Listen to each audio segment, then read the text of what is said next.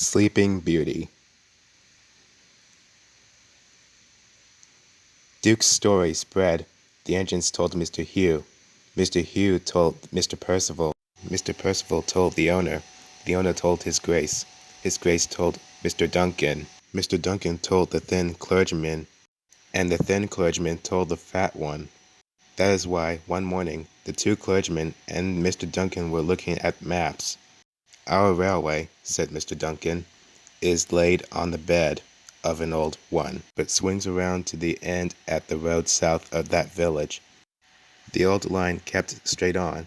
It went north of the village and then to the mountains. The maps show works at the old station. If Duke is anywhere, he's there.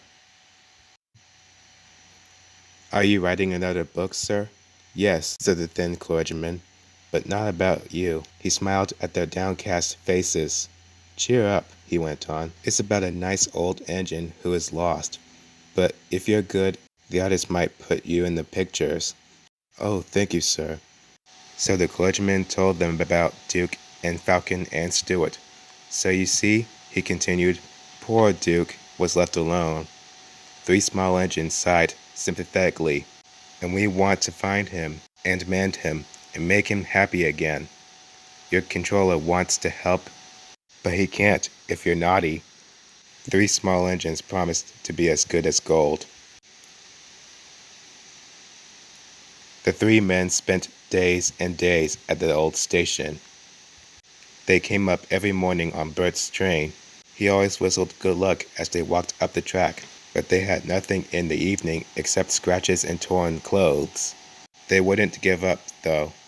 Duke's there somewhere, they said. The fat clergyman found him in the end of scrambling over a hillock. He trod on something, which wasn't there, crashed through a hole, and landed legs astride on Duke's saddle tank. Our Sleeping Beauty himself, he shouted. The thin clergyman and Mr. Duncan peeped through a hole above. Excuse me, inquired Duke. Are you a vandal? Driver told me vandals break and smash things. The fat clergyman willfully felt his bruises. Bless you, no, he laughed. I'm quite respectable. I dropped in because I couldn't find your door. And he told Duke about Falcon and Stewart. So they did remember, said Duke softly. Then, does His Grace approve? Yes, he's coming. To see me. How kind. And I'm all dirty. That will never do. Please clean me. So they set to work, and by the time Mr. Duncan had fetched His Grace, Duke was the cleanest of anyone in the shed. Early next morning, Mike brought workmen and tools. They enlarged the fat clergyman's hull, lifted Duke out, and put him on the low loader to take him away by road. I'd be ashamed, Duke protested, to travel by road. It's undignified. I'm sorry, Duke, said His Grace, but the small railway had no suitable trucks. Duke given then, but so many people came out and greeted him that he felt better. Though they still remember me, he thought happily. Donald was waiting with his flat car. Everyone cheered when Duke was lifted onto it, and still more when he started along the big railway on the last stage of his journey to his new home.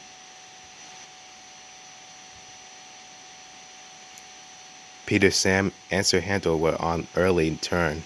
They peeped out of the shed. He's there, they whispered. Shh, shh, shh.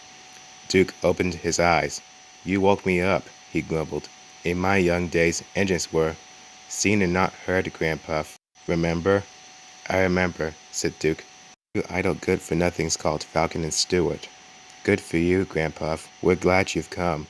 We can keep you in order now. Keep me in order. Impertinence. Be off. The parrot chuffed away. Well, content. Impudent scallywags, murmured Duke. But his old eyes twinkled, and for the first time in years, he smiled as he dozed in the sun.